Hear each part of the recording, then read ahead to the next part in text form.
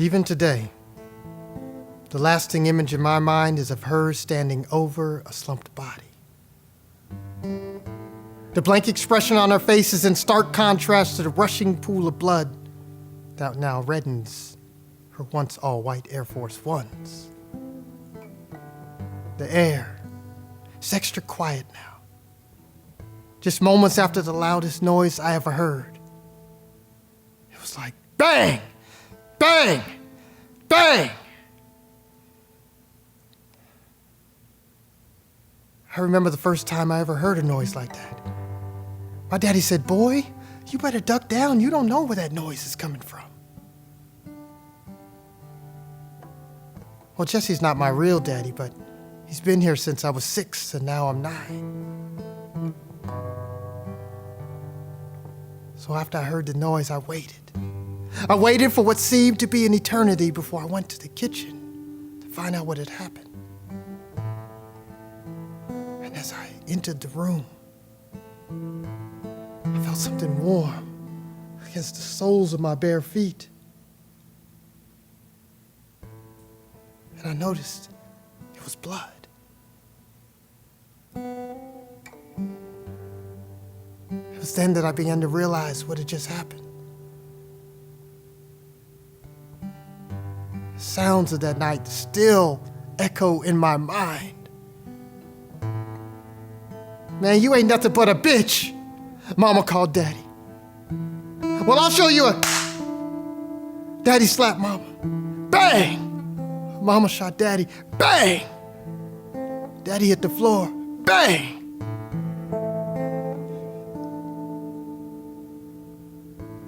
I was looking. I was scared and confused. Mama looked as if she didn't even know what had happened. "Why, Mama?" But just then she turned, and I could see the fist-sized bruise over her swollen left cheek. I heard them fighting. They were always fighting. And then Mama would call Daddy a name, and then Daddy would call Mama a name, and then Mama would call Daddy another name, and he would slap her. She would cry and leave the room. Sometimes I would even cry with Mama. And then Jesse would come back with some lame-ass flowers and an even lamer apology. And she would always take him back.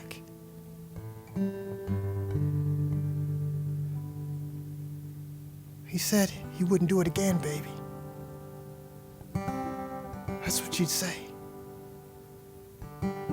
Still dazed, Mama walks over to the kitchen table, sits down, placing the gun just inches in front of her. She spoke for the first time. "I told that bastard not to hit me again."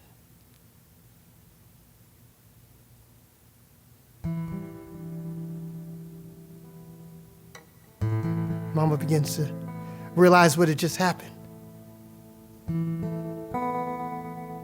She says, "I want you to know I didn't mean to kill him. And now I'm hearing police sirens and I don't know what to do. You know that it has nothing to do with you. You know I love you." Just as her words ended, I hear bang, bang, bang at the door. "Police, open up!" They kick in the door and they rush in. That was the last time I ever saw my mama.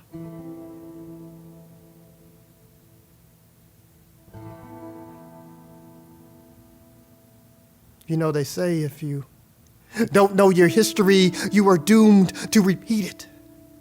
Now I know that's true. I didn't know that my mother dropped out of high school when she got pregnant at 16. I didn't know that my grandfather beat my grandmother for so long that she began to believe it was okay. I didn't know that family secrets could keep cycles of incest repeating themselves for generation after generation after generation. And I didn't know that even though my mother never laid a hand on my father, that her words could bruise him to the point of no return. Bang. Bang. Bang. I didn't know that the echoes that I hear in my dreams at night are my history from then to now. A legacy of abuse, emotional, sexual, physical, and verbal. And now I know. And I choose to break the cycle.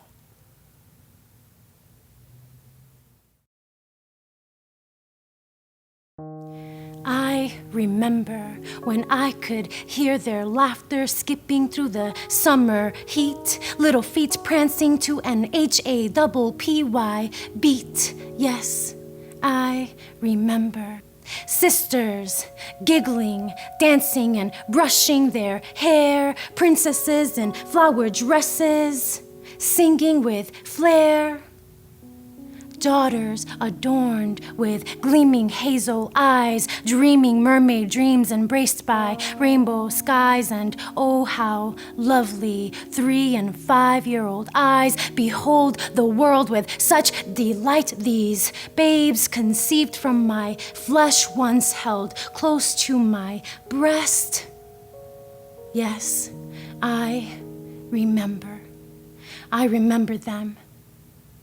Don't you remember them too? Don't you remember that disaster? The thief that snuck into our home and ripped away their laughter. Don't you remember? Because I remember. I remember how in an instant their precious eyes were tainted by that frightful sight, a nightmare coming to life, daddy raging wildly, punching holes in walls and doors, crushing mommy's body against their dresser drawers. And there I was again, trying to escape your hands. Don't you remember? How do you block out their screams? Daddy, stop! Daddy, stop! Don't you remember? Choking me, threatening to kill me, picking me up to hurl me. Our little girls with tears rushing down their cheeks, running away from the scene. Didn't you see? Didn't you hear? Don't you remember? I could not handle the terror in their eyes, or the fact that maybe the baby inside me could die. I went numb so the pain could subside, shut my eyes real tight. Could this really be our lives? Could these really be our daughters, trembling in fear, asking me those questions I do not want to hear? Mommy, when baby brother is born, will Daddy hurt him too? Do you see the image they now have of you? We were supposed to provide a loving home, build strong roots to nurture their souls, shelter their hearts when ours grew hard. But instead, we've imprisoned them in these bars. Just look around. Can't you see these bars? Just look around. Can't you see these bars? But I've had enough of building prisons. No longer will this be what our children inherit. No longer will the lies deceive me to believe that we cannot break free. this is not how love is meant to be. And I've had enough of building prisons. So I'm taking down these bars one by one by one. So please just listen. I'm done with the fighting. It's exhausting protecting the destruction of oppression, and shame will no longer lead me to depression. No. So, how much longer do we hide?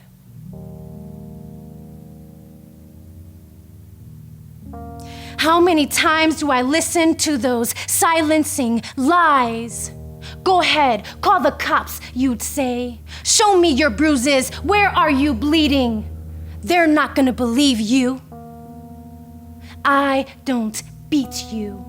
I never touched you. I'll tell them you're crazy and you're making it all up. Intimidation was your ally.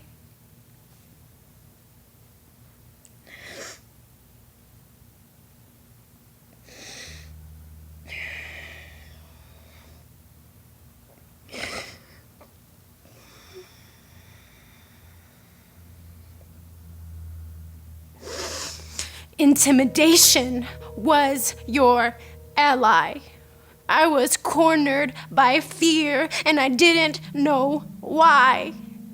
I felt defenseless and I kept asking, how could my husband just sit there and lie?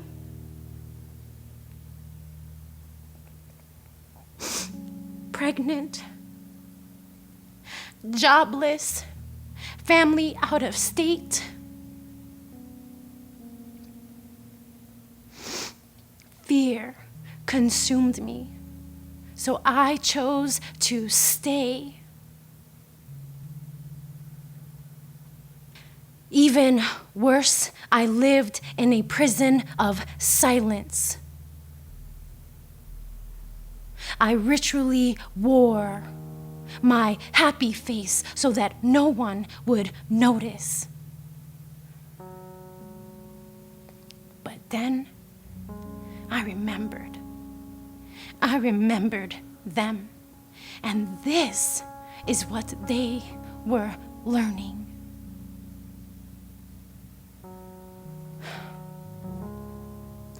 I've had enough of building prisons, and I'm taking down these bars one by one by one.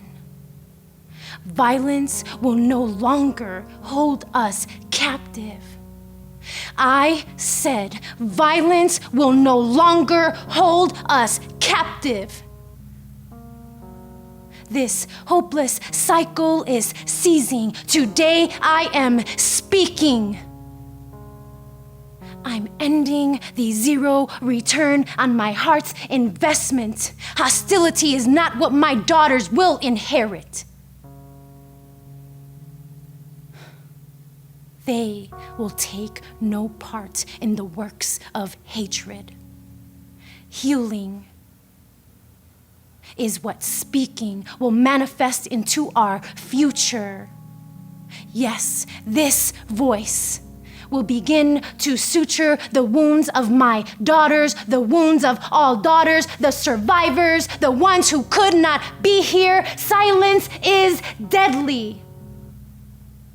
So today I speak and fear will retreat. No more bars of captivity. No more prisons detaining our daughters. No more fears silencing our mothers. No more princesses in flower dresses without defenses. I'm using my voice. This is my choice because someone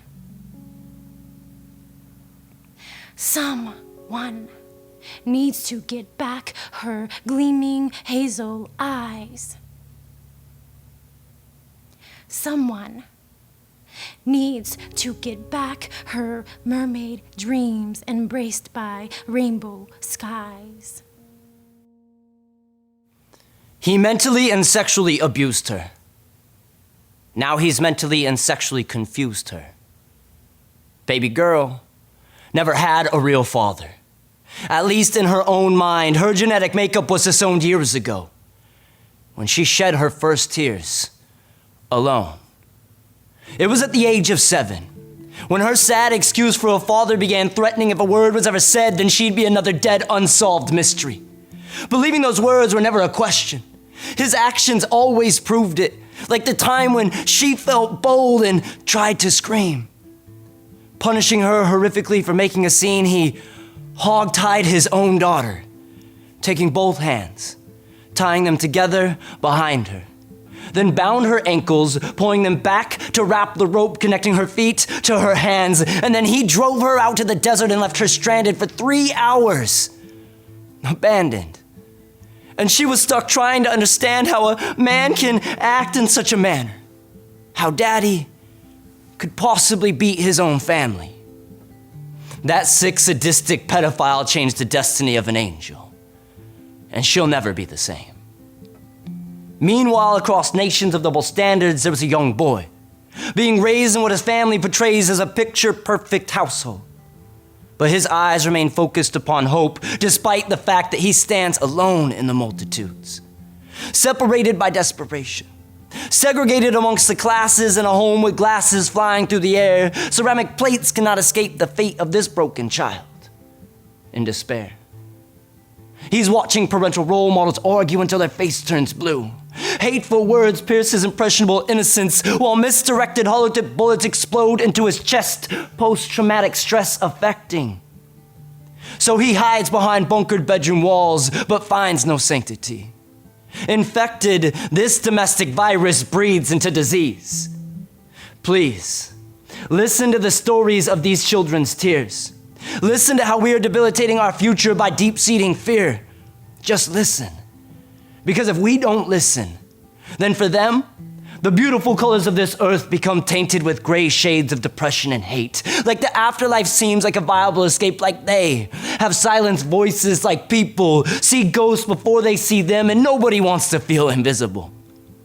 So I am speaking out with hope, shining light upon the destruction of these paintings hidden on the blind side. I am showcasing the wayward lives painfully rejected by society, comfortably willing to turn a blind eye. I am trying to ignite a spark of empathy, so maybe we can begin to realize this pain exists in too many of our children's lives, destined to be translated into adult relationships, since domestic violence is incapable of discrimination and prejudice. There is no immunity. However, it is within the darkness of our worst moments that we can place the try back in triumph by trying to remember that a baby in the chamber of its mother's womb is still exposed to pink light through permeable eyelids. It is proof there is light in darkness if we choose to see it, just like there are people who are willing to listen if we are willing to speak it. So don't be afraid to reach out and ask for help.